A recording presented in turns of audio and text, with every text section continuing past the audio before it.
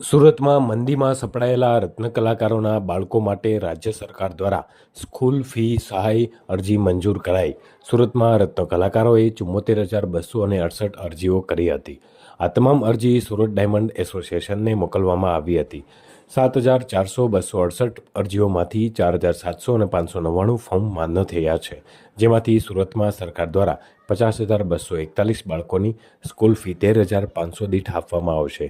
ગુજરાત સરકાર દ્વારા કુલ 65 કરોડ અને 50 લાખ રૂપિયાની સ્કૂલ ફી સહાય આપવામાં આવનાર છે. સ્કૂલ ફી સહાયની કામગીરી 2 મહિનાની અંદર પૂર્ણ કરવામાં આવી છે.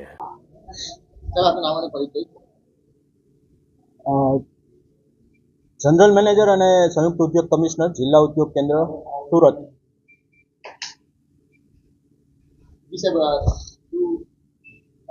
વિગત આપો ને.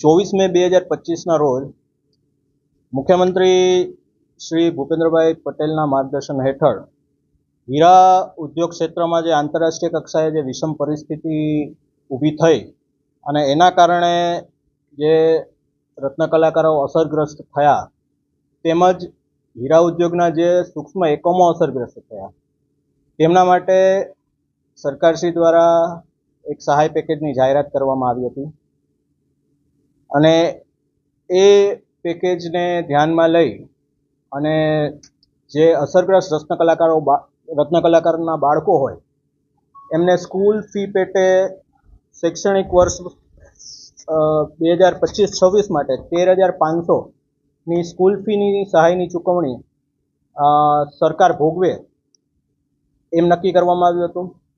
અને જે હીરા ઉદ્યોગના જે સૂક્ષ્મ એકમો છે એમને જે કંઈ પરિસ્થિતિ વિષમ પરિસ્થિતિના કારણે જે તકલીફો થઈ છે તેમાં વ્યાજ સહાયની 9% ધોરણે વ્યાજ સહાયની સરકારશ્રી દ્વારા પેકેજમાં જાહેરાત કરવામાં આવી છે.